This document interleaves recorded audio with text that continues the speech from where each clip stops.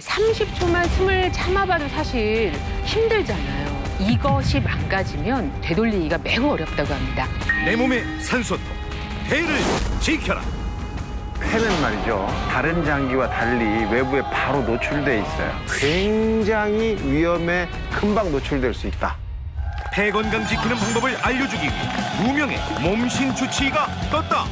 기침이나 가래 증세가 나타납니다. 대수롭지 않게 여기는데 폐가 파괴가 많이 돼서 객혈을 하게 되는 겁니다. 몸신 가족의 폐 건강 긴급 진단. 폐 기능이 70% 이상 손상된 상태라고 생각하시면 됩니다. 사실 폐 건강을 위해서 평소에 우리 어떻게 하면 좋을까? 폐 건강 야무지게 챙기는 생활 속 솔루션. 사람 살려! 지금 시작합니다. 대국민 건강 프로젝트 나는 대한민국 모든 국민이 몸신이 되셨으면 좋겠습니다. 그런 바람으로 문을 열겠습니다. 오늘 몸신 스페셜 게스트 김수용 씨입니다. 안녕하세요. 네, 안녕하세요. 개그맨 김수영입니다. 오늘 그 어느 때보다 얼굴이 환하시네요. 늠름하고. 오늘의 주제, 무병장수를 꿈꾸는 많은 분들에게 아주 도움이 될 만한 그런 주제를 준비했습니다. 생로병사라고 아시죠? 예. 요즘에는요, 생로병사가 아니라 생병노사의 시대라고 합니다. 이게 좀 달라졌다는 이야기죠. 병으로 고통스러워 하다가 나이 들어서 세상을 떠난다, 이런 이야기인데, 생병노사의 시대. 오늘의 주제는 바로 그렇게 만드는 주범입니다. 그렇게 만드는 주범입니다. 자, 지금부터 여러분 잠시 숨을 멈추어 보겠습니다.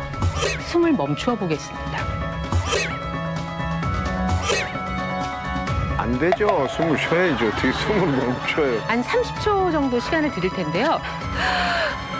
하고 멈추시는 게 아니라 그냥 지금 있던 이 상태 그대로 한번 숨을 멈춰 보시는 겁니다. 자, 시작.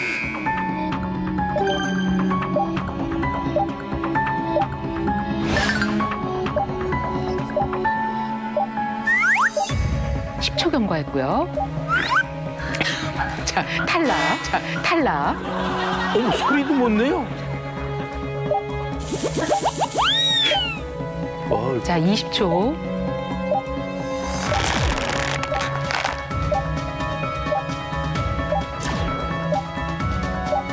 아유, 30초 됐습니다. 아, 힘들다. 됐어요. 네.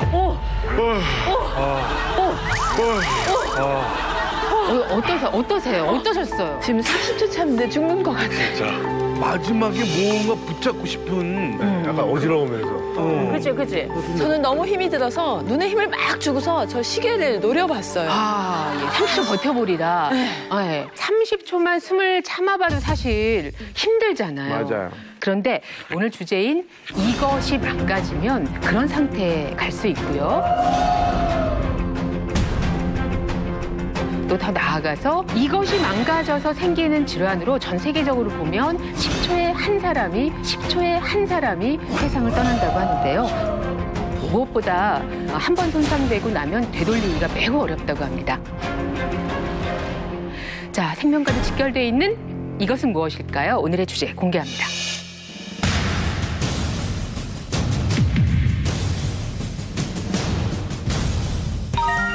오늘의 주제, 내 몸의 산소통, 폐를 지켜랍니다. 우리 몸을 늙고 병들게 하는 대표적인 주범이 폐다, 폐 질환이다라는 건데요. 많은 질환 중에 이 생병노사의 주범으로 폐를 꼽는 까닭이 있을까요, 오원진 박사님? 있죠. 이 호흡을 주관하는 것은 폐가 하죠, 폐가. 폐는 말이죠. 다른 장기와 달리 외부에 바로 노출돼 있어요. 다른 모든 장기는 이 우리 흉곽이나 배 속으로 다 숨어서 직접 외부와 닿지 않는데 이 폐는 코와 기관지를 통해서 바로 열려 있습니다. 그대로 외부 환경이 들어올 수가 있죠. 아주 쉽게 들어옵니다. 박테리아나 바이러스 같이 이 폐에 염증을 일으키는 감염원도 들어올 수가 있고 미세먼지나 황사 같은 것들도 아주 쉽게 들어올 수 있고요. 또 대기 오염도 아주 쉽게 들어와서 폐에 금방 영향을 미쳐서 위험에 노출시키는 그런 곳이죠. 그래서 사실 폐는 상당히 중요하다 이렇게 생각을 해야 돼요. 굉장히 위험에 금방 노출될 수 있다. 요거 알아두시면 좋겠습니다. 실제로 미세먼지가 폐질환하고 직접적인 연관이 있는데요. 세계보건기구가 전 세계 폐암으로 사망한 환자의 29%, 폐질환으로 사망한 환자의 43%가 바로 대기오염 때문에 사망했다라고 결론을 내렸어요. 바로 대기오염 때문에 사망했다라고 결론을 내렸어요. 오죽하면은 세계보건기구가 대기오염은 새로운 담배다라고까지 표현을 했거든요. 요즘처럼 미세먼지 농도 나쁨 이상으로 지속되는 날씨에는 이 경각심을 늦출 수가 없겠죠. 저는 그 새로운 담배 그 대기 오염도 마시고 또 저는 이제 흡연자라. 아이고 아직 네. 아직도요? 네, 금연을 못 해갖고요. 한 반갑 정도 줄여서 이제 반갑 정도 하루에? 네, 흡연을 하고 있어서 폐질환에 좀 제가 안전하지 못할 것 같다는 생각이 드네요. 미세먼지, 예, 공기 중에 담배다라고 말씀을 하시니까 정말 누구도 피해갈 수 없는 어려운 문제라는 생각이 드는데 오늘은 내 몸의 산소통, 폐 건강을 어떻게 지켜야 할지 또 무엇이 문제일지 같이 이야기를 나눠볼 텐데요. 특별히 폐 건강과 관련해서 오늘은 주치 두 분을 모시고 이야기를 진행할 예정입니다. 나와주세요.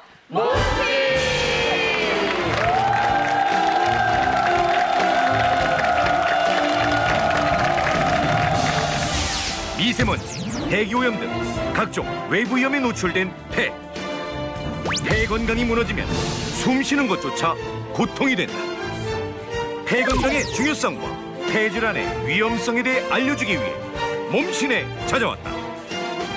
오늘의 몸신 주치 호흡기내과 교수 김성준, 그리고 호흡기내과 교수 황원규. 먼저 우리 시청자 여러분께 인사해 주실까요? 네, 안녕하세요. 저는 호흡기내과를 전공하는 김승준이라고 합니다. 앞서 그 방청객과 연예인들 분께서 다들 숨을 참아보셨죠? 정말 조금 전에 30초라고 그래서 말이죠. 이 정도야 우습지. 그러고선 딱 했는데 힘드네요. 30초가. 예, 맞습니다. 단순히 숨을 참는 것만으로도 우리는 호흡의 중요성을 깨닫게 됩니다. 그 인간이 살아가기 위한 필수 조건인 호흡작용을 주관하는 것이 바로 폐입니다. 자, 이게 지금 모형 같지가 거의 실제처럼 보이는데. 모형 잘 만들었네. 이게 실제 그 돼지폐를 이렇게 인공적으로 만드는 건데요. 동물의 피구나. 인간의 폐하고 거의 같습니까? 예, 돼지폐가 인간의 폐하고 상당히 유사합니다. 아, 네. 폐는 이렇게 오른쪽, 왼쪽 이렇게 각각 그 두 개가 있고요. 네. 오른쪽 폐가 조금 더 큽니다. 지금 여러분들 보시기에는 오른쪽이 좀 작게 보이실 수도 있어요. 더 네. 길이로 볼 때는. 근데 이 뒤쪽에 이렇게 보시면 뒤에 있는 요 부산물의 요 느낌까지 해서 이쪽이 너무 훨씬 리얼해. 더 부피가 큽니다. 크네. 왼쪽에 이제 심장이 있기 때문에 오른쪽 폐가 약간 더 커서 한 55% 정도를 차지하고 있고 왼쪽 폐는 한 45% 차지하고 있고요.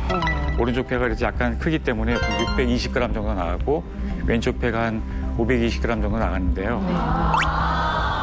장기 중에 폐가 그럼 제일 큰 건가 봐요. 뭐 크기를 보면은 이렇게 흉부하고 복부가 있잖아요. 근데 흉부의 심장이 이제 한 주먹보다 좀 크다고 보고 나머지는 이제 여기서부터 여기까지가 폐기 때문에 굉장히 큰 장기. 폐에 공기가 들어가면 어떻게 될까요? 이렇게 불창하겠죠. 풍선처럼 이렇게 불어났다 줄어들었다 뭐 이럴 거 아닐까요? 한번 들이쉬면 어떻게 되는지 공개가 예, 제가 폐에 공기를 한번 넣어보겠습니다. 네네. 숨을 쉬는 거죠. 우와! 숨을 쉬는 거죠. 우와!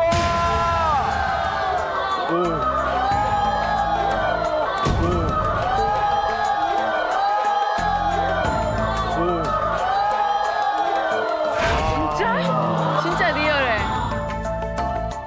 깜짝 놀랐어요. 무슨 풍선인 줄. 건강한 사람은 예. 1분에 평균적으로 한 12번에서 한 20번 정도 숨을 쉬게 됩니다.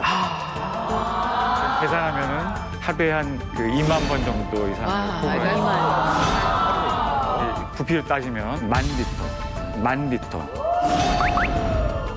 그걸 계산하면 1분에 페트병 1리터짜리 있잖아요. 그걸 한 7개 정도 마시는 것 같아요.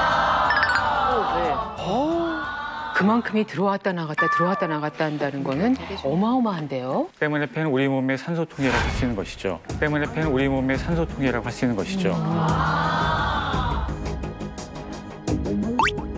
그 나이가 들수록 폐활량이 줄어든다고 하잖아요. 그러면 나이가 들면 폐도 늙나요? 네, 우리 몸의 다른 장기도 다 마찬가지듯이 20대를 정점으로 해가지고 다 조금씩 이제 노화가 됩니다. 문제는 폐는 어느 정도 망가져도 자각 증상이 상당히 없습니다. 전조 증상이 없기 때문에 폐 이상을 발견하고 느낄 때는 폐가 이미 많이 망가진 후라는 겁니다. 그리고 폐는 호흡을 통해서 우리 인체의 기운을 돌리는 장기이고 심장은 박동을 통해서 우리 몸의 혈액을 돌리는 장기인데 한의학에서는 그래서 폐와 심장을 순환의 센터라고 봤어요. 그래서 폐의 건강이 나빠졌을 때 기의 흐름이 좋지 않게 되어서 혈액의 흐름이 좋지 않게 되면 담과 어혈과 같은 노폐물이 발생한다고 봤습니다.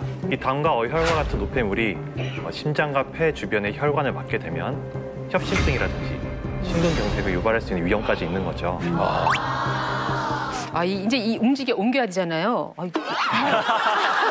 아니, 우리 폐가. 지금 숨 쉬고 있는 거야. 정말 좋은 모형을 또 갖고 와주셔서 감사드립니다. 한 번 손상되면 회복 불능. 숨 쉴 수 없는 고통 속에 살아가는 폐질환의 공포. 두 명의 몸신주치의와 함께하는 충격적인 폐질환의 정책. 어디 극단에 계십니까? 그리고 당신이 모르는 사이 조용히 망가져가는 폐를 위한 솔루션. 정말 좋은 식품이야. 폐 건강의 모든 것이 공개된다. 시청자 여러분께 인사해 주시죠. 네, 저는 호흡기내과 교수 황원규입니다. 오늘 이 시간을 통해서 폐질환으로부터 우리 몸을 지키는 방법을 제대로 한번 알려드리도록 하겠습니다. 이번에는 어떤 질환인가요? 이번에는 세균이나 바이러스처럼 아주 작은 미세 입자들입니다. 이게 폐 침투해서 세포에 염증을 일으키고 파괴되는 폐질환을 유발하게 되거든요. 하나씩 설명을 해드리겠습니다. 예, 자 그럼 먼저 어떤 질환인지 확인하시죠. OECD 회원국 중 발병 및 사망률 1위 폐결핵이 그렇습니다. 우리나라가? 네. 폐결핵은 가만 있어봐. 예전에 그거 다 없어져서 우리나라에서는 사라진 병을 알았는데 1위요? 진짜 정확한 겁니까 이건? 네, 맞습니다. 지난해 2018년도 우리나라 결핵 신환자 수가 한 2만 6천 명 정도로 신고가 됐는데요. 2011년도에 최고점을 찍은 이후로 감소 추세를 보이고 있는데 여전히 OECD에서 발생률도 7배, 사망률도 5배가 넘는 수치를 보이고 있습니다. 폐결핵은 폐결핵 자체로도 무섭지만 다른 질환으로도 이어진다는 점이 더욱더 무서운데요. 국내의 연구를 종합을 하면 폐결핵을 앓았던 환자 중에 3명 중에 1명꼴로 만성 폐쇄성 폐질환을 앓게 되고요.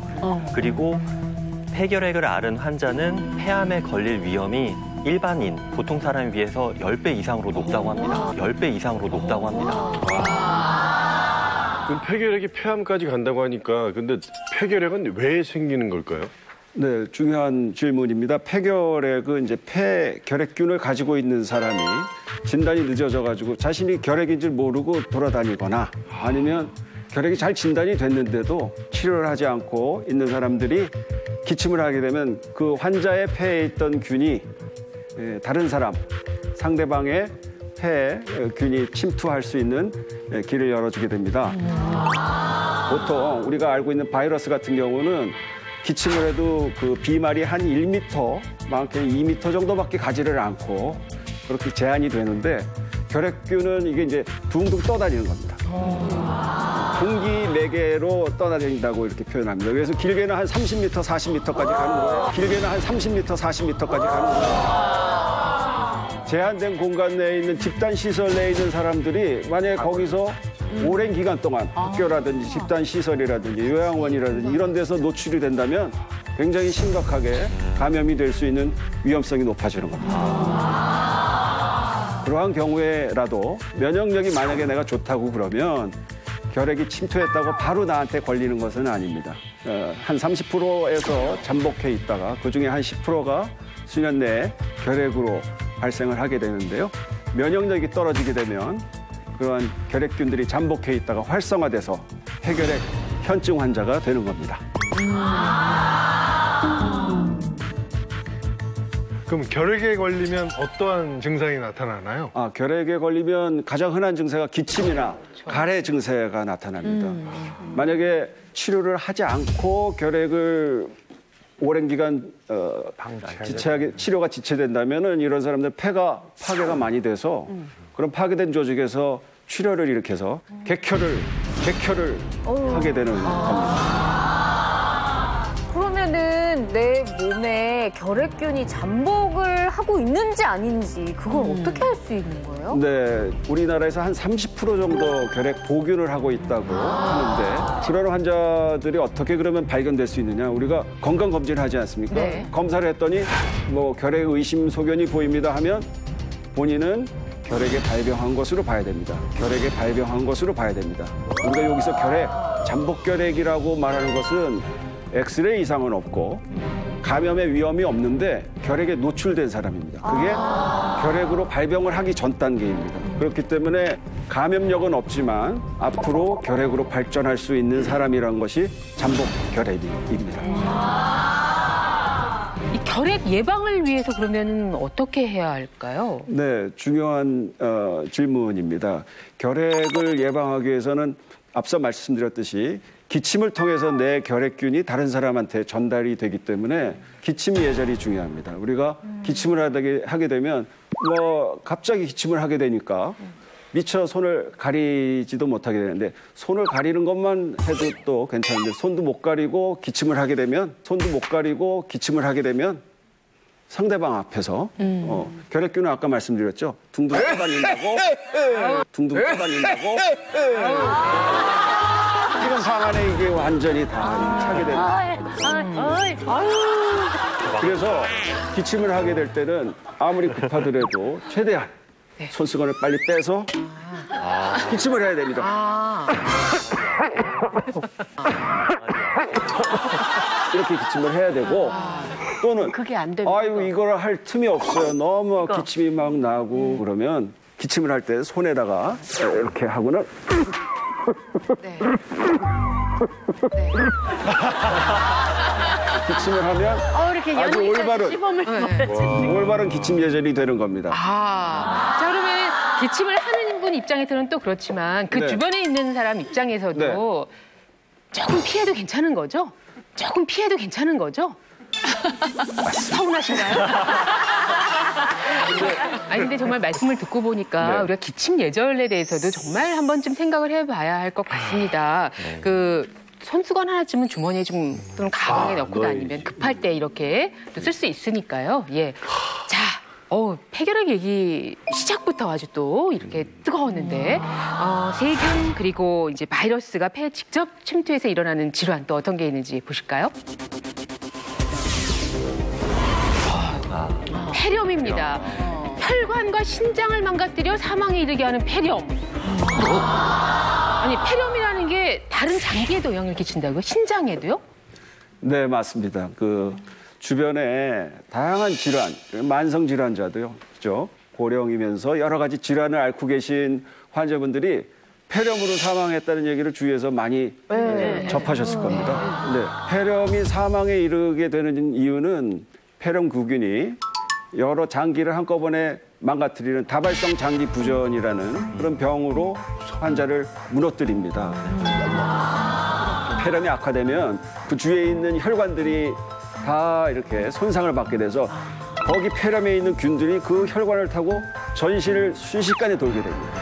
그래서 폐렴이 폐혈증을 일으키고 신장도 망가뜨리고 뇌, 간 여러 가지 기관들을 망가뜨려서 무력화시키는 거죠. 특히 특히 이제 신장으로 가게 되면 신장 기능이 저하돼서 투석을 받아야 되는 상황이 생기고요. 호흡곤란이 또 심해지게 되면 기계호흡을 해야 되죠. 만약에 흉막에 농양이 생기게 되면 튜브를 넣어야 되죠. 이럴 때 고령 환자나 이미 만성 질환을 가지고 계신 분들은 굉장히 위험한 상황에 처하게 됩니다.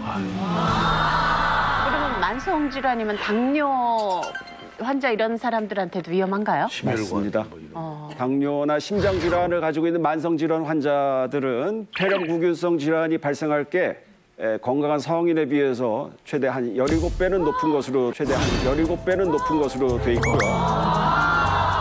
만성 질환자들은 이미 병을 알아서 혈관 질환이든지 여러 가지 기관들이 약해져 있기 때문에 미생물에 대한 방어할 수 있는 능력이 아주 약해져 있습니다. 그래서 위험이 더 높은 겁니다. 치료한 후에 예후도 안 좋아서 사망할 확률이 당뇨가 있는 폐렴 환자의 경우에는 한 3배에서 5배 정도 사망률이 높다고 나왔습니다. 폐렴이 전신으로 퍼지기 전에 먼저 알아채야 되는데 폐렴에 걸렸는지 안 걸렸는지는 어떻게 알 수 있나요? 눈치가 빨라야겠지.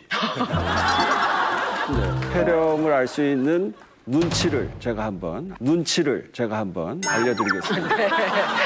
진짜 눈치 빨라야 되는 거예요? 폐렴의 기침 소리를 듣고 어느 정도 확인할 수 있습니다. 우리가 기침이 나면 아이고 이게 웬 기침이야 빨리 좋아지지 않고 왜 이러지 그냥 대수롭지 않게 여기는데 그 기침 속에 폐렴을 우리한테 알려주는 사인일 수 있다는 점을 좀 명심해야 되겠습니다. 저희가 기침 소리가 지금 폐가 보내는 경고등이라는 말씀을 하셔서 준비한 게 있습니다. 기침 소리를 잘 들으면 어떤 질환인지 폐렴인지 그걸 알 수 있다는 건데 3가지 기침 소리를 일단 준비해봤어요. 그리고 3가지를 분별할 수 있도록 저희가 어떤 상황을 좀 만들어봤는데 한번 보여주실까요?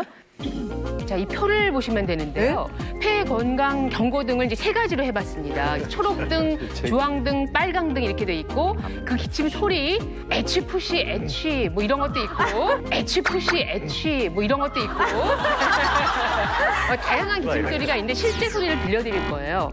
그러면 그게 어떤 질환 때문에 일어나는 건지 한번 가늠해 보시기 바랍니다. 먼저 초록등은 기간은 좀 일시적이고 근데 의심 질환은 무엇일까? 소리 들려주시죠.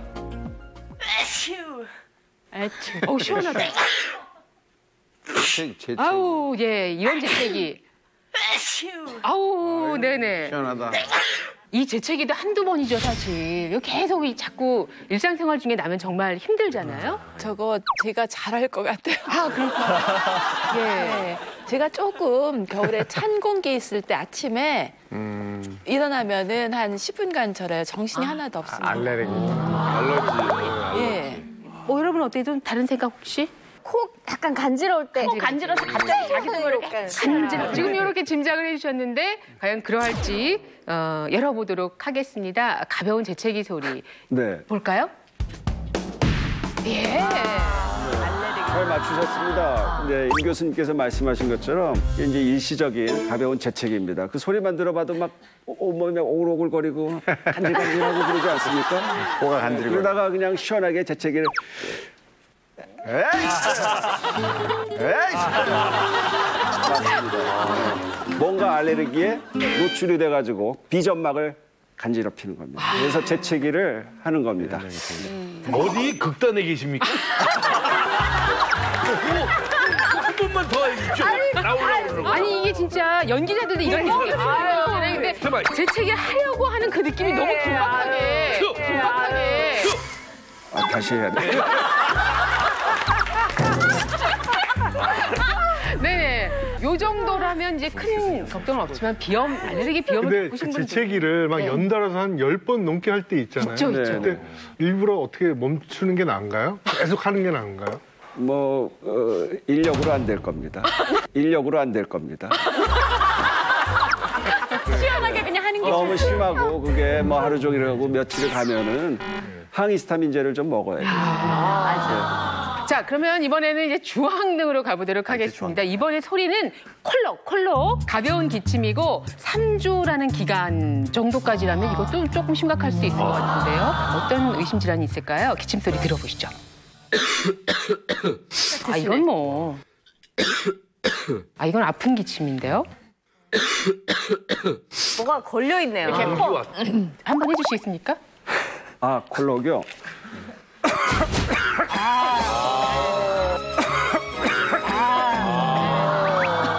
저희가 뭐 소리를 준비할 필요가 없을 정도로. 뭘까요, 이분은? 감기 아니에요? 감기. 네, 감기. 가벼운 감기? 네네네. 여기가 딱 박혀있는 느낌이라. 답답하세요? 네. 자, 볼까요? 이분은 이제 왜 이렇게 기침을 하시는 걸까요? 감기. 폐렴. 이 소리가 비슷하군요. 3주 이내로 우리가 기침을 하게 되면 소리를 통해서 들으신 것처럼 기침을 하게 되는데 중간에 잘 들어보시면은 하고 기침을 하죠. 상기도 감염이 있다는 뜻입니다. 콧물이 주르륵 흐르고 코가 앞으로도 흐르지만 저 등을 타고 뒤로 이렇게 목으로 흐르거든요. 인후두로. 그러면 간질간질하니까 하고 목에 기도로 자꾸 넘어가려고 그러니까 기침을 해서 그걸 제거하려는 보호 기능을 하는 겁니다. 그런데 이런 기침을 하다가 며칠 지났는데 열이 나고 객담이 좀 노랗게 화농성 객담을 보이기 시작하면 기난 기침 감기에서 폐렴으로 넘어간 것을 좀 의심해보고 그냥 잊지 말고 엑스레이를 찍어보셔야 돼요. 주황색에서 벌써 폐렴이 나왔어요. 그러니까 빨간 등은 뭐 거의 당장 119 불러야 될 정도가 아닌가 생각이 들어요. 예, 탁하고 마른 기침, 컹컹, 킁킁 등등이 있고 이게 8주 이상 계속된다 그러면 이건 정말 좀 문제가 있죠? 예. 저런 대본을 받으면 입을 가리고 한번 해주시죠. 네. 자, 저희가 지금 기침 소리로 보는 폐 건강 경고 등을 하고 있는데 주황등에서 벌써 폐렴이 나왔기 때문에 빨간등은 좀 걱정스러운데요. 소리 들어보시겠습니다. 천식. 힘들어. 진짜 독감 때 이렇게 한번 힘들어. 뒤집히는 느낌이. 이렇게만 이 정도만 듣는다고 한다면 독감 같은 독감. 네, 이분은 기관지염에 편도 붓고 그다음에 후두염까지 생기고 이 목 안에가 지금 거의 다 지금 보이는 상태라 바로 입원을. 자, 그러면 여기에는 이제 저 물음표에 어떤 질환이 있을까요? 보여주시죠.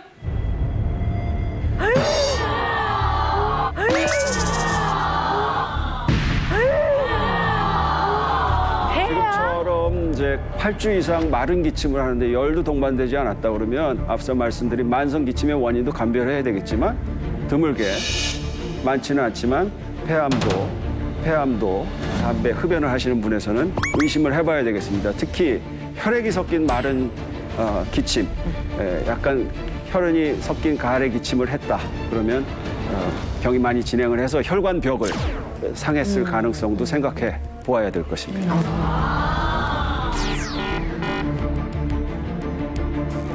저희가 이렇게 준비한 까닭은 사실 재채기부터 뭐 그냥 기침소리, 밭은 기침소리까지 여러 질환을 의심할 수 있고 또 심각한 질환과도 관계가 될 수 있다라는 거. 기침소리 뭐 허투루 들으면 안 되겠네요.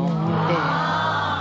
자, 폐렴은 또 저 예방 접종이 있지 않습니까? 네, 그렇습니다. 그 예방 백신 접종을 우리가 하게 되면 한 60 내지 80%는 예방을 할 수 있게 되고 사망률이라든지 중환자실에 입원할 케이스를 한 40%까지 줄일 수 있다고 그런 좋은 약인데 왜 안 먹겠습니까? 국내에서 맞을 수 있는 게 13가 폐렴구균이 있고 23가가 있는데 13가 경우에는 영유아 수아에게 무료로 접종을 해주고 23가 다당제 백신은 그 65세 이상에서 무료로 접종을 받을 수가 있습니다. 그러니까 우리 아이들이 이렇게 접종하는 것처럼 어른들도 하면 똑같이 어떤 그런 맞습니다. 한 번만 맞으면 되나요? 한 번만? 2개를 다 맞으셔야 됩니다. 2개를 다 맞으셔야 되고요. 맞습니다. 13가를 먼저 맞고 1년 이내에 23가 접종을 한 번 더 하시면 그러면 이제 가장 확실한 예방 접종이 됩니다.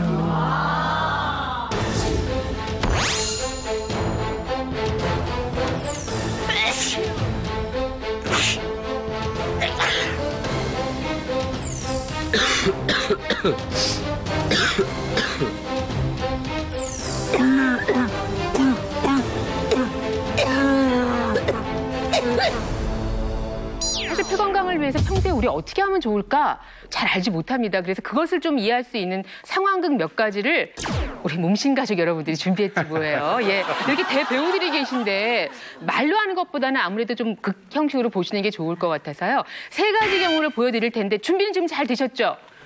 아니 뭐 대본이 왔더라고요. 이메일로. 네. 그런데 이 세 가지 상황 가운데 폐 건강에 이로운 상황이 한 가지가 있다고 합니다. 그것을 찾아내시면 되겠습니다. 성옥숙 씨와 이용식 씨가 첫 번째로 또 연기를 한번 맞춰보시겠습니다. 아, 좋아. 예. 드디어 만났어. 자, 두 분 모시겠습니다. 자, 그러면 첫 번째 상황 보시겠습니다. 아침입니다. 어머머머, 지금이 몇 시인데 아직까지 잠을. 일어나. 얼른 일어나. 아우, 이렇게 게으름을 부려. 아우, 이렇게 게으름을 부려. 일어나죠. 아니 왜 불을 켜고 난리야? 아니 왜 불을 켜고 난리야? 어? 일로 와 누워.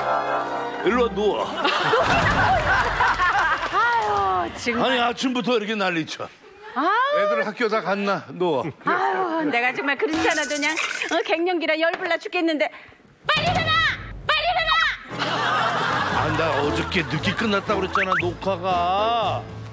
아 좀 더 자야 될 거 아니야.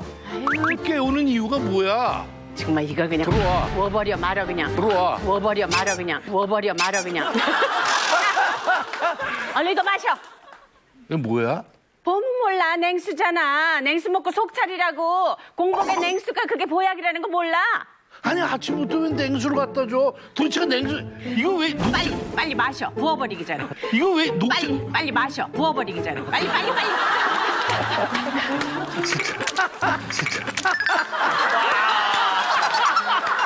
아침부터 냉수를 주는 이유가 뭐야 도대체가? 누워. 누워.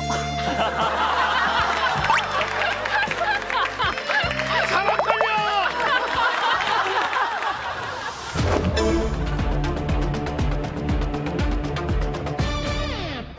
Ready.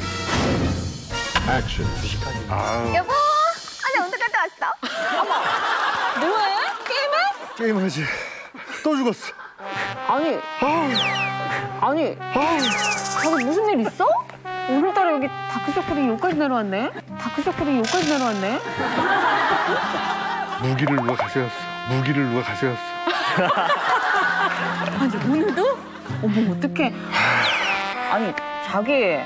근데 왜 이렇게 한숨을 쉬어? 응? 한숨 쉬면 복 나가는 거 몰라? 한숨 쉬면 되게 편해. 스트레스 쫙 풀리잖아, 한숨 쉬면. 아니, 근데 자기 일 안 해? 응? 자기 언제까지 게임을 할 건데? 자기, 아니. 나 결혼할 때 손에 물 한 방울 안 묻혀준다고 나랑 약속했잖아. 언제까지 이렇게 게임을 할 거야? 물 안 묻혔잖아. 고무장갑 꼈잖아.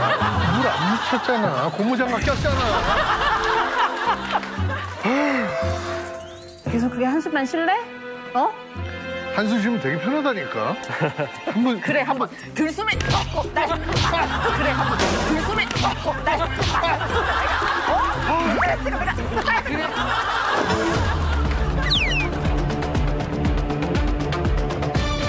첫 남자와 이혼. Ready. Action. 내 팔자 내가 꼰다더니 두 번째 남편도 이따위. 여보. 뭐해 진짜. 어? 아니 와이프가 빨래를 했으면 와서 좀 거들기라도 해야지. 이게 뭐야 지금. 어? 아 귀찮아. 저 건조기 사. 어? 내가 돈 벌어준 거 어디다 쓰냐? 야, 어? 아우 짜증나. 아우 건조기를 사줘라, 돈 주지 말고. 그 빨래 이렇게 많어. 다 자기 거야 이거. 다 자기 거야. 내가 이렇게 큰 거 입어? 자기 거라니까. 너 이거 입었지 내 거. 아유, 내가 다 우리 배우님 목 건강 생각해가지고 한 거잖아. 왜 그래? 목이 얼마나 좋은지 알아? 폐 건강에도 좋고. 빨리 널어. 그래 이게 촉촉해지고 좋다 이거지 얼굴에. 자.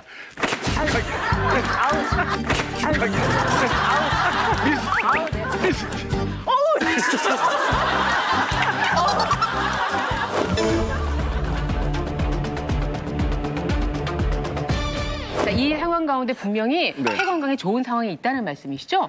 전 잘 모르겠는데 네. 있다 없다만 하시면 됩니다. 일부 있습니다. 아, 일부 있습니다. 여러분들은 아시고 연기하셨어요? 아니요. 어떤 게 괜찮을 거라고? 근데 일단은 김수용 씨 상황은 일단 아닐 것 같아요. 네. 보고만 있어도 답답해져가지고. 보고만 있어도 답답해져가지고. 아닐 것 같아요. 한숨 쉬면 편해요. 건강에 좀 안 좋을 것 같아요. 우리가 맞는 거 아니에요? 우리가 맞는 거 아니에요?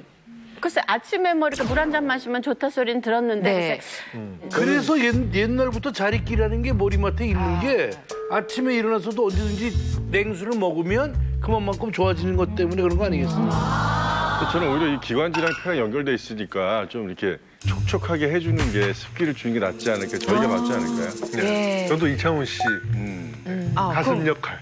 그래요? 네. 냉수 먹어봐야 아침에 설사하더라고요. 자, 첫 번째, 아침에 냉수 먹는 게 폐 건강에 좋을 것이다라고 생각하시는 분. 두 분밖에 안 계세요? 그래요? 자, 그러면 두 번째, 김수영 씨 한숨 쉬는 게 좋을 거라고 생각하시는 분. 계세요? 네 분. 그리고 마지막에 방 안에 빨래 넣는 거. 빨래 넣는 그리고 일부러 또 그렇게 하시는 분도 계시죠. 집안에 기침하는 분이 있으면 알겠습니다. 폐 건강에 좋은 정답이 되는 상황은 어떤 겁니까? 제가 선택한다면 과연 몸신 가족들의 행동 중 폐 건강에 좋은 솔루션은?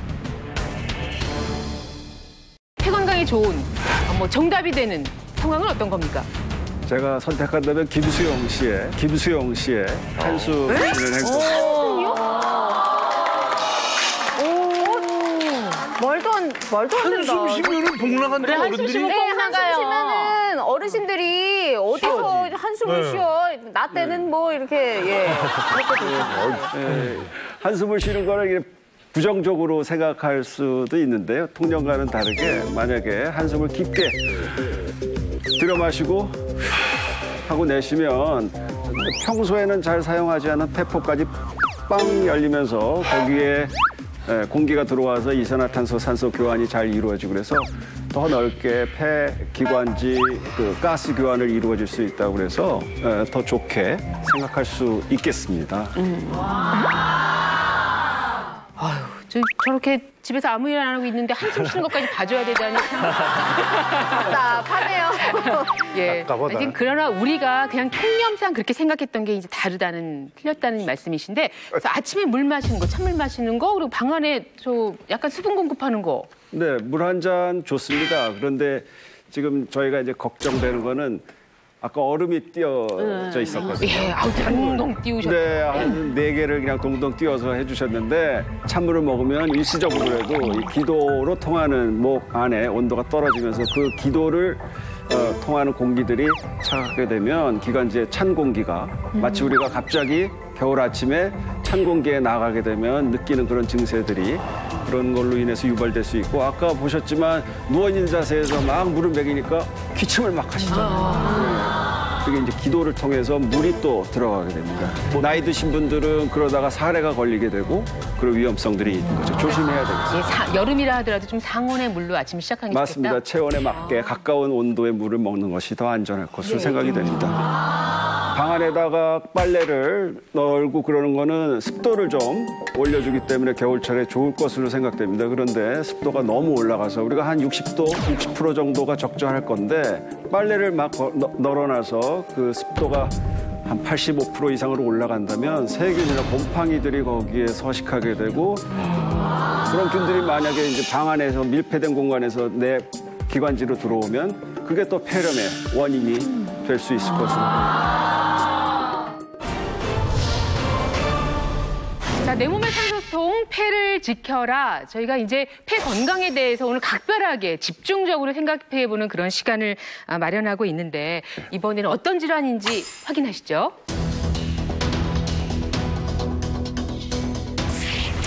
반쪽짜리 폐로 숨쉬는 숨찬병 만성 폐쇄성 폐질환입니다. 이름도 너무 무서워요. 반쪽짜리로? 어떤 질환인가요?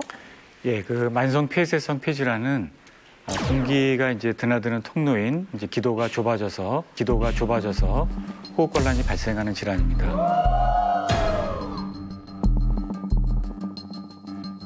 만성이라는 그 말 자체로 아주 천천히 진행하기 때문에 폐 기능이 반 정도, 한 50% 이상 손상된 뒤에야 증상이 나타나고 심하게는 잘 자각 증상이 잘 못 느끼는 경우에는 70% 이상 손상이 돼서야 드디어 이제 숨차고 안 좋다고 병원을 방문하는 경우도 있습니다. 그걸 좀 간접적으로 경험할 수 있는 방법 준비하셨다고요? 지금 빨대를 가지고 왔는데요. 그 만성 폐쇄성 폐질환인 경우에는 이제 들이쉬는 쉼은 비교적 편안하게 할 수가 있는데 기관지가 좁아지는 경우에 나가는 게 좀 어렵거든요. 네. 그래서 제가 이제 만성 폐쇄성 폐질환이 많이 진행된 경우에 얼마나 힘든지를 좀 보여드리겠습니다. 빨대치고도 너무 옹색한 빨대를 갖고 오신 거 아닌가 싶은데 이 정도여야지 실감을 할 수 있다는 말씀이시죠? 예, 지금 빨대가 굉장히 직경이 가늘잖아요. 네. 이런 경우에는 이제 폐 기능이 약 한 70% 이상 망가졌을 때 상태라고 생각하시면 됩니다. 이제 들이쉬는 거는 제가 코로 숨을 들이쉴 거고 네. 내쉬는 거는 이제 코로 안 내쉬고 입으로만 내쉬어보겠습니다. 그냥 속도는 저희 각각 속도로 하면 되는 거죠? 예, 그렇습니다. 예. 해볼까요? 네. 시작.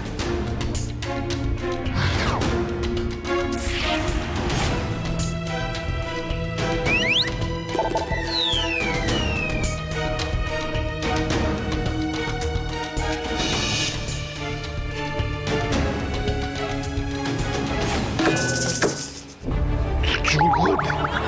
갑자기 어머. 빗줄 쓰네.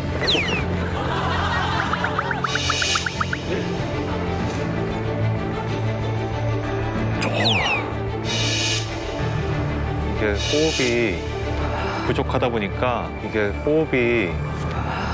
보니까 심장박동도 빨라지는 것 같고 머리가 어지러워요. 여기가 아까 저는 약간 살짝 메스꺼리는 듯한 느낌이 약간 들기도 하고 그렇죠? 머리가 아프네요. 그렇죠. 네, 답답하고 머리 쪽에 이렇게 꽉 막히는 것 같은 느낌이 들어요.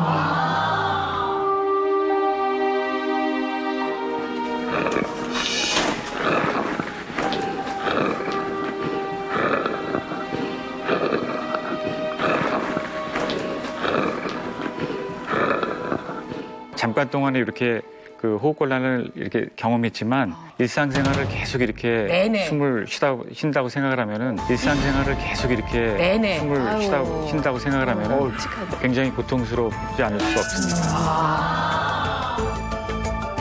우리가 농담 삼아서 요즘 무슨 운동해요? 그러면 이제 숨쉬기 운동. 숨쉬기 운동 한다고 그러는데 사실 그 제대로 숨 쉰다는 게 얼마나 소중하고 중요한 일인가 하는 것을 또 느끼게 되기도 합니다. 이 질환은 근데 왜 생기는 거죠? 이게 이제 기도에 문제가 생겨서 생기는 거예요? 그 유해한 가스나 먼지 이런 것을 이제 장기적으로 이제 흡입해서 기도 내에 만성적으로 뭐 수년 수십 년간 염증성 변화가 생김으로써 기관지가 이제 좁아지면서 숨쉬기가 힘들어지는 질환인데요. 이렇게 기관지가 이제 붓게 되면 점막이 붓고 기침도 나오고 가래도 끓고 이로 인해서 폐의 가장 중요한 기능인 가스 교환 기능이 감소하게 됩니다.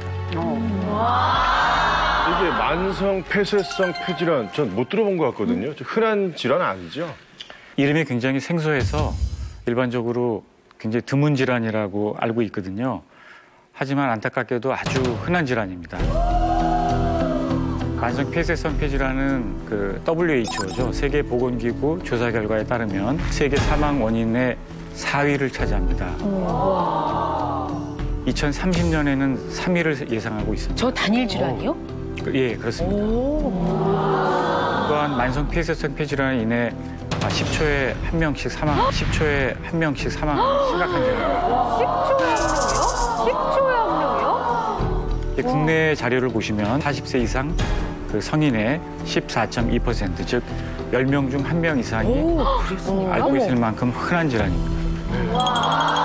10명 중 1명. 그러면 여기 야, 공교롭게 있다는 건데. 공교롭게 10분인데 이렇게. 그러니까. 이 중에 담배 피는 사람은 1명. 어떻게 할 수 없지. 제가 제일 위험한데. 아니 근데 저는 사실 그 정도로 숨쉬기가 이렇게 힘들다면 주변에 그 정도 느낌이면 옆에서 알아야지.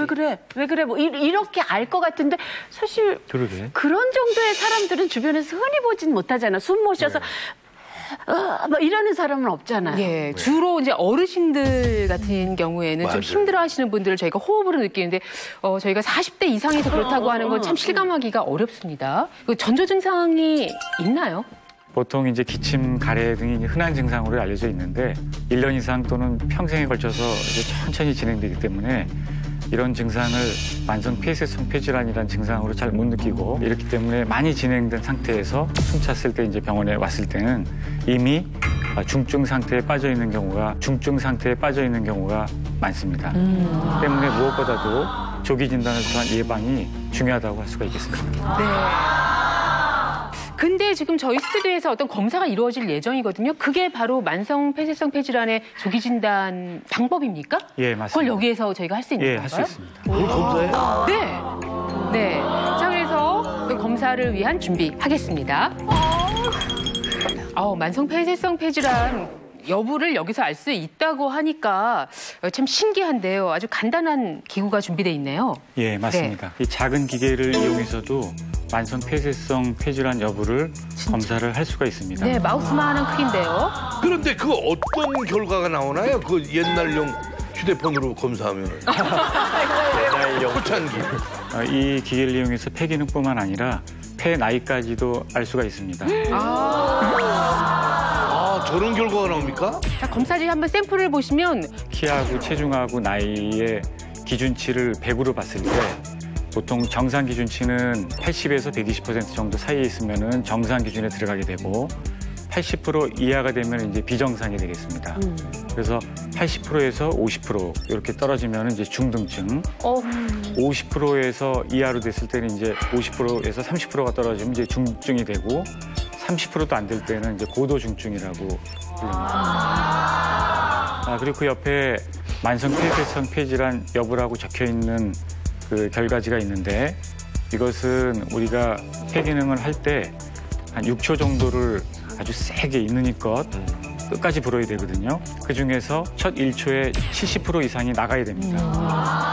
만성 폐쇄성 폐질환 기관지가 좁아지기 때문에 잘 못 나가거든요. 그래서 이제 중증도에 따라서 6초 중에서 1초에 전체 양의 70% 이상이 나가면 만성 폐쇄성 폐질환은 아닌 걸로. 시끄러 죽겠어요. 여러분, 지금 이게 스포츠가 아닙니다. 지금 벌써 몸을 풀고 계시고 막 연습을 하고 계신데 자, 그래서 초반이 그 중요하다는 말씀을 해주시는 네, 거고요. 네. 한 번에 불 수 있는 그 양이 아주 중요하군요. 네. 자, 그렇다면 저희가 이 검사를 어떻게 하는 건지 한번 직접 보여주실까요? 예, 우선 이제 전원 스위치를 켜게 되고요. 네. 제 나이와 키와 네네. 그다음에 체중을 이제 입력을 시킵니다. 그다음에 이게 이제 마우스피스가 되겠는데요. 네. 요거는 이제 마우스피스를 여기다 꽂고 코를 막으시고 가슴을 최대한 이제 크게 한 다음에 있는 힘껏 들이마신 다음에 세게 이제 6초간 부는데 6초 동안 굉장히 불기가 쉽지 않거든요. 끝까지 참아서 6초가 지나가야 여기서 이제 통과하는 삐삐 음이 나옵니다. 제가 한번 이제 해보겠습니다. 코를 이제 막으시고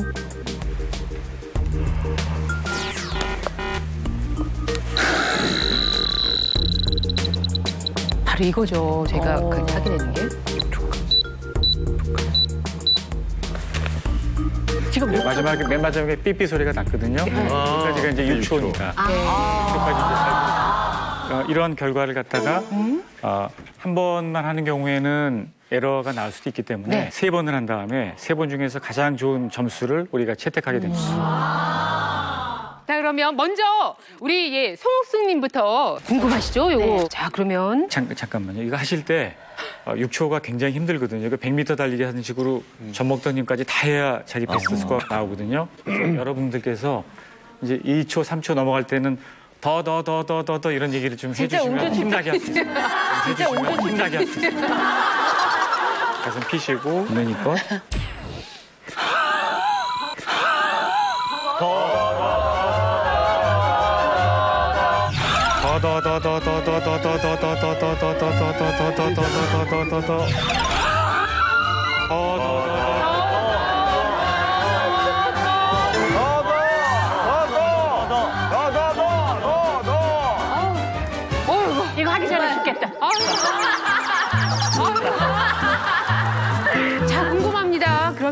결과 확인하겠습니다. 보여주시죠. 예, 상당히 잘 불어주셨고요. 좌측에 첫 번째를 보시면은 폐 기능은 정상 소견을 보이고 있고요. 네. 폐쇄성 폐질환 수치도 정상 소견을 보였고 폐의 나이도 이제 46세로 46세로. 와. 40대. 그러니까 마이너스 13세입니다. 담배를 안 피면 됩니다. 네, 젊은 폐 송국수 씨였습니다. 이게 올라가고 내려가고 하는 버튼인데. 예. 쭉 올리세요. 더. 그렇지. 체중입니다. 체중. 예, 체중.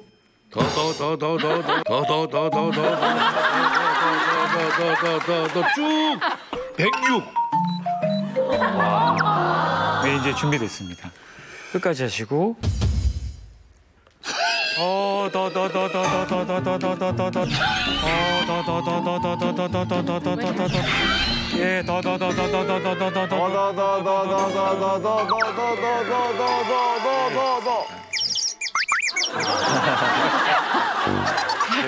자, 그러면 이제 검사 결과 보여주실까요?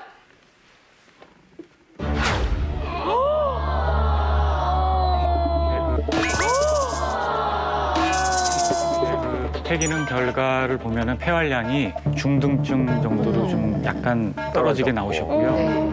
그렇지만 폐쇄성은 없습니다. 폐쇄성은 없는데 이런 경우에는 우리가 해석을 하면은 비만하고 좀 관련이 됩니다. 비만하고 좀 관련이 됩니다. 복부 비만이 있으신 분들은 이 복식 호흡이 잘 안 돼요. 그래서 이 아래쪽에 폐까지 다 써야만 이게 충분한 폐 기능이 나오는데 아래쪽 폐를 못 쓰고 위쪽으로만 숨을 쉬다 보니까 이렇게 결과가 나올 수가 있어요. 여러분 궁금해하시는 건 항상 이제 폐 나이인데 103으로 나왔는데 나 장수했네. 100개 넘었어.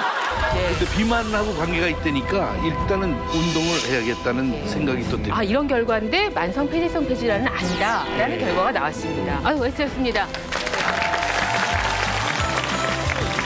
가슴을 넓히시고 크게 들이쉬고 자, 한번 들이쉬시고 쉬시고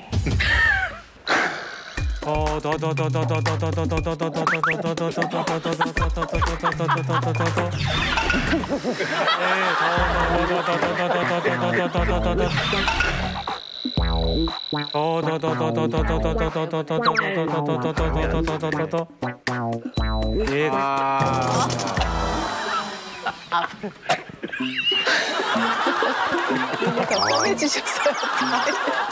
자, 그러면 김수용 씨, 오래간만에 나와서 정말 최선을 다해주셨는데 진짜. 결과 같이 보겠습니다.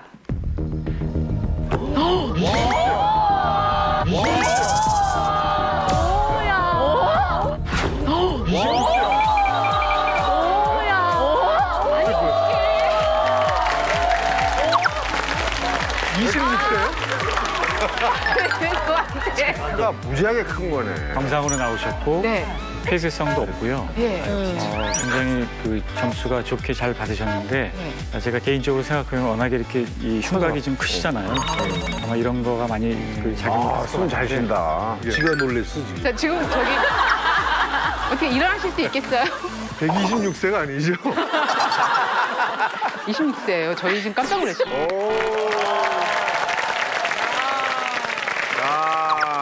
참. 시작해주세요.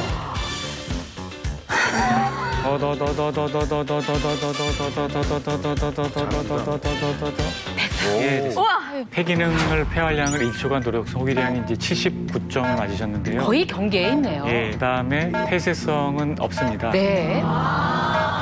가슴을 최대한대로 아마 크게 한 다음에 인생 전부를 걸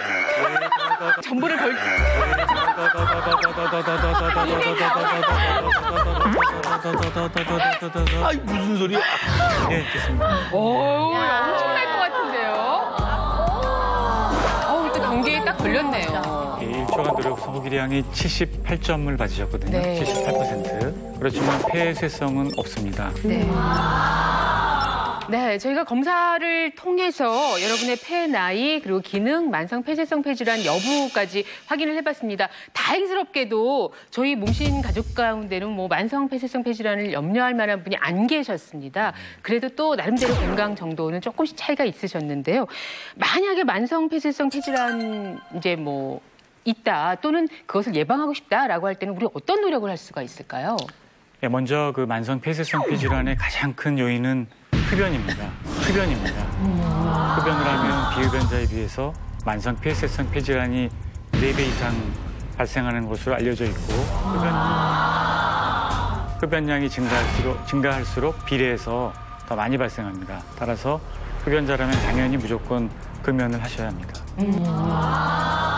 제 폐가 네. 아이돌 폐지만 흡연을 하겠습니다.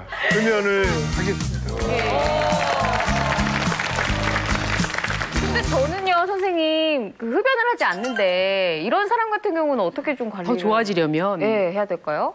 만성 폐쇄성 폐질환을 예방하려면은 잘 먹어야 되는데요.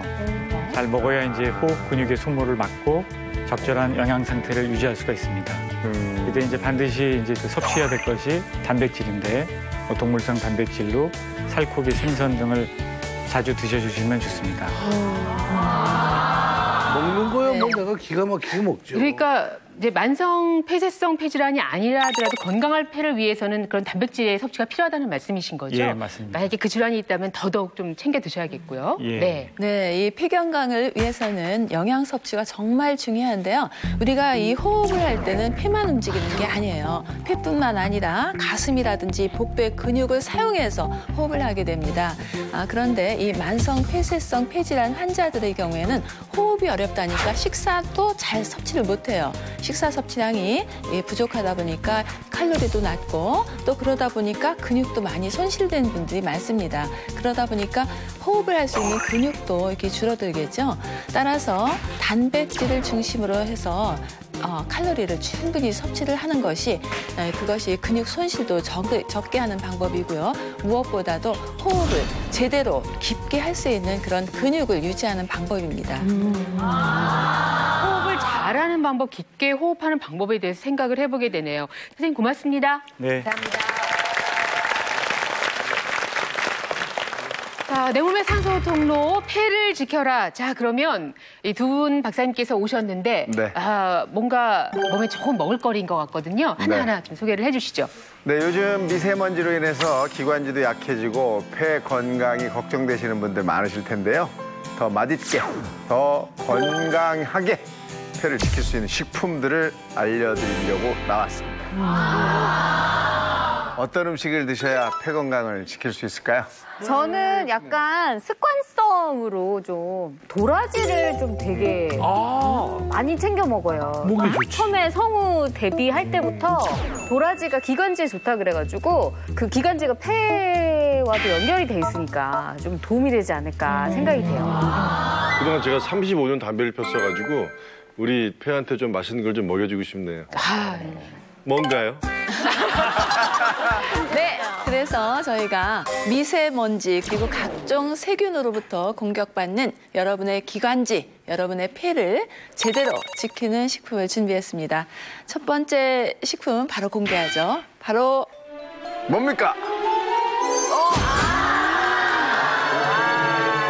브로콜리 정말 쟤는 정말 야 저 보약인가. 예. 브로콜리가 그 다크서클에도 좋다 그래서 제가 즐겨 먹었었어. 효과가 효과요? 별로 없더라고요. 폐에 좋군요. 네, 이 브로콜리가 사실 폐 속의 유해 세균을 없애준다는 연구 결과가 있습니다. 미국 존스 홉킨스 의대 시암 비스웰 박사 팀이 만성 폐쇄성 폐질환 환자 43명을 대상으로 브로콜리에서 뽑아낸 설포라판을 투여를 했습니다. 이 브로콜리가 폐 속의 유해 세균을 없앤다라는 결과가 바로 이 연구에서 나왔습니다. 이 브로콜리와 같은 이 채소에 들어있는 그 설포라판 등의 이소티오시안산이라는 이 암 발병 위험을 줄이는 성분이 풍부하기 때문인데요. 하루에 20개 이상 피우는 심한 흡연자 사이에서도 동일한 효과를 보였다고 합니다. 두 번째 식품이 하나 더 있는데 이것도 마저 공개를 해보도록 하겠습니다. 그런 무시무시한. 네, 아주 네. 짱 놀라실 겁니다. 그래요? 네. 두 번째 식품 바로 공개할게요.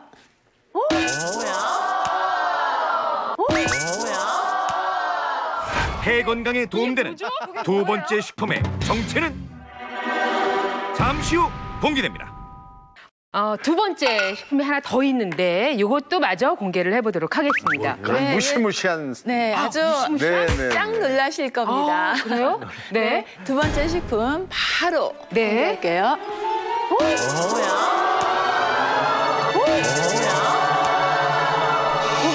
이게 뭐죠? 그게 뭐예요? 저 무슨 야구방망이 아니야? 저 몽둥이. 이런 거 보신 적 있으세요? 아니요. 뭐예요? 아마 처음 보실 겁니다. 봤어요. 네. 이게 뭐예요? 이 이름이 뭐야? 부아메라? 네, 부아메라라는 거죠. 와, 듣도 보도 못한. 듣도 보도 못한. 이게 뭘까요? 과일일까요? 와, 이거. 네. 이건 진짜입니다, 진짜. 진짜고요. 예. 여긴 지금 무슨 사탕수수 때처럼 와. 뭐예요? 사탕수수 때처럼 와. 뭐예요? 뭡니까? 아우. 무거워. 예, 굉장히 무거워요. 나무 조각처럼 무겁고요. 이렇게 보면은 마치 무슨 붉은 옥수수처럼 보이는데 이 크기가 지금 뭐 완전히 이렇게 생겼습니다. 아니, 진짜 무보다 더 큰 것 같아요. 그렇죠. 아니 이게 무가 음식으로 뭡니까? 먹는 거라고요? 네, 맞습니다. 이 부아메라는 희한하네. 인도네시아어로요. 부아라는 것은 열매를 뜻하고요. 또 메라의 경우에는 빨간색을 나타냅니다. 레드 판다누스라고 하는 이 나무에서 열리는 과일입니다.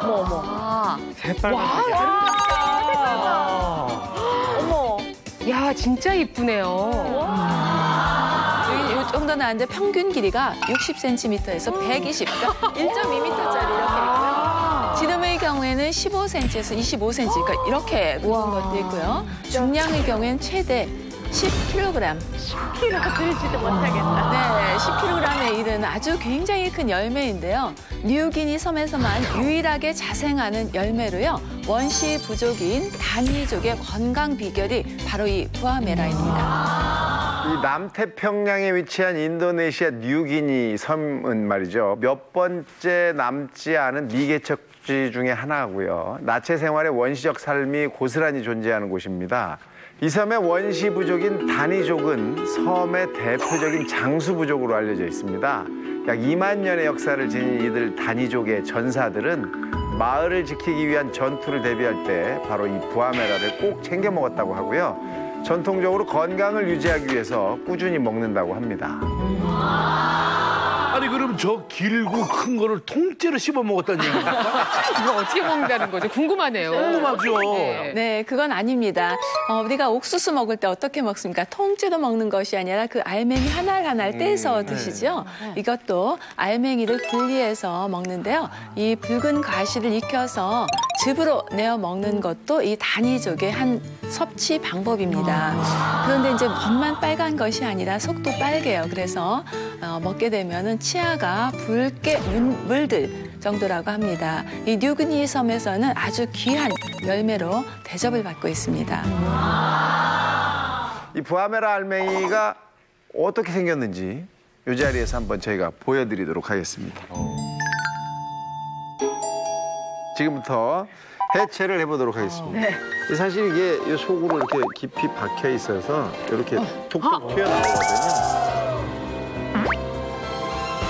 이렇게 톡톡 튀어나오거든요. 석류알 같이 지금 나오고 있거든요. 긴 동알처럼. 어머, 신기해라. 동알처럼. 어머, 신기해라. 저는 이 속 안에 뭐가 있는 줄 알았더니. 신기하시죠? 너무너무 신기해요. 어디 봐봐요. 이거는 완전히 진짜 씹은, 그러니까 이 색깔이 주는. 계속 보고 있게 되네요. 아니, 제 생각엔 이거 1시간 하고 있으면 그냥 보고 있으면 재밌을 것 같은 보고 있으면 재밌을 것 같아요. 그런 거고요. 어떻게 먹는 거예요? 신기한. 이게 약간 가공하기 이전에 루비 원석 같아.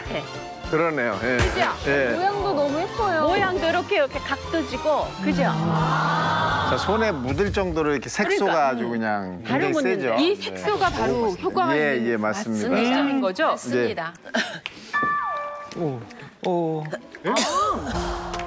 먹기 딱딱해. 신기하다. 다 씹어먹는 거예요? 어찌 씹어먹는 거예요? 뭐라고? 또 하나만 홍류처럼 씨가 전체인데 과육도. 겉에만 빨아먹는 거구나. 맛이 메론 씨앗 씹을 때 그 약간 향기로운 맛이 맨 처음에 느껴져요. 메론 그렇지 않아요? 씨앗. 메론 씨앗을. 네. 먹을 수 있는데 과일 향이 있어요. 그 얘기는 무슨 얘기인지 알겠어요. 뒷맛에 좀 그런 느낌이 있네요. 네, 부아메라의 주요 성분은 토코페롤, 셀레늄, 식물성 오메가 3, 오메가 6, 오메가 9, 칼슘 이런 것들이 다 포함이 되어 있는데요. 그 중에서도 특히 주목해야 할 성분이 바로 베타크립토잔틴이라는 성분입니다. 카로티노이드 성분 중에서도 최근 많은 연구 결과를 통해서 각광받는 성분이 바로 베타크립토잔틴인데요.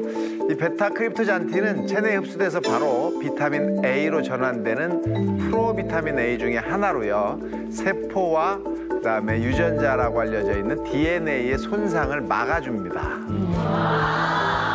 이미 여러 연구에서요, 이 베타크립토잔틴이 초미세먼지도 유발될 수 있는 여러 가지 호흡기 질환을 예방한다는 사실이 밝혀졌고요. 또 니코틴에 의해서 촉진되는 폐종양 형성을 억제한다는 이 연구도 발표된 바가 있습니다. 이 베타크립토잔틴의 경우에는 100g당으로 비교해보면 오렌지에는 116 마이크로그램, 그리고 당근에는 199 마이크로그램, 고추에는 1103 마이크로그램 들어있는데요. 이 부아메라의 경우에는 무려 8830 마이크로그램. 그러니까 오렌지에 비해서는 76배가량 높은 수치로 이렇게 나타났습니다. 네, 이 베타크립토잔틴은 혈액 속에 포함된 카로티노이드 성분 중에 하나인데요. 강력한 항산화 작용을 통해서 혈액 내 염증 수치를 낮춰주고 혈액을 정화시켜주는 역할을 합니다. 건강 지표가 좋은 사람일수록 혈액 내에 베타크립토잔틴 수치가 높다는 연구 결과도 있기 때문에 이 부아메라에 들어있는 베타크립토잔틴이 몸에 도움이 될 거로 생각됩니다. 네. 이렇게 좀 생으로 먹기는 쉽지 않은 것 같은데 어떻게 섭취를 할 수 있을까요? 이 인체 내에서 또 이 베타크립토잔틴이 만들어지는 성분이 아닙니다. 우리가 음식물로 먹어야 되는 그런 성분이고 또 지용성 성분이에요. 열에 강하고 그렇기 때문에 또 지방과 함께 섭취하면은 체내 흡수율을 높일 수 있기 때문에 오일 형태로 섭취하는 것이 좋습니다. 그래서 오늘은 제가 이 부아메라 오일로 만든 간단한 샐러드를 준비했습니다.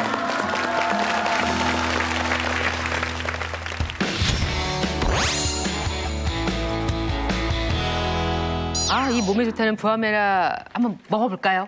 부아메라 오일 샐러드를 좀 준비할 텐데요. 여기에 채소는 좋아하시는 채소, 신선한 거. 저는 오늘 양상추를 준비했고요. 양상추 넣으시고, 그리고 오 박사님 좋아하시는 당근, 네, 방울토마토, 라이코펜 풍부한 거. 그리고 이제 저는 오늘 이 드레싱으로 플레인 요거트를 준비했어요. 저기 관건이야. 그리고 부아메라 오일의 경우에는요, 너무 이렇게 많이 욕심내지 마시고요. 1인분에 한 차 숟가락 정도. 그래서 제가 조금만 이렇게.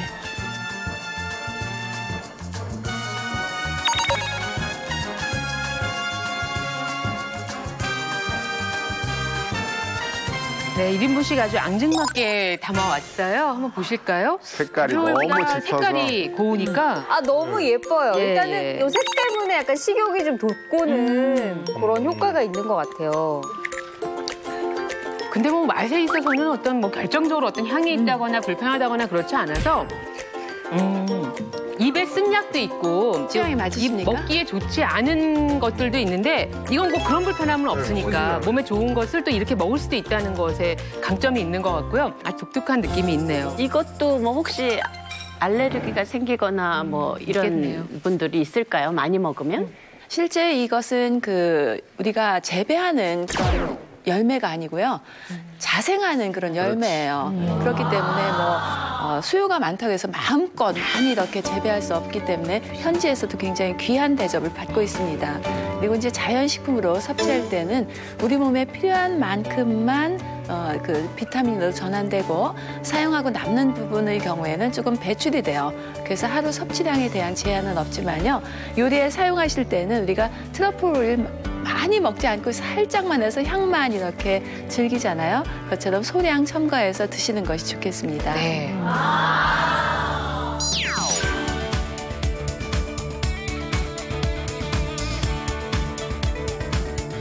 대한민국 모든 국민이 몸쉬이 되는 그날까지 나는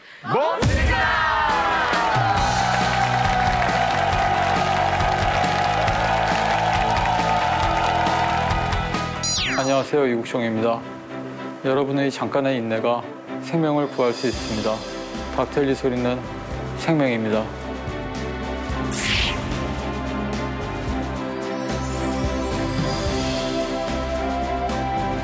닥터헬기 소생 캠페인을 응원합니다. 풍선이 터지는 순간의 소음이 닥터 헬기 소음과 비슷한데요. 닥터헬기 이착륙 시 발생하는 소음을 잠깐 참으면 많은 생명을 구할 수 있다고 합니다. 닥터 헬기가 보다 많이 운행될 수 있게 여러분의 응원 부탁드립니다. 여러분, 닥터 헬기 소리는 생명입니다. 캠페인에 많이 참여해주세요. 꼭 동참해주세요.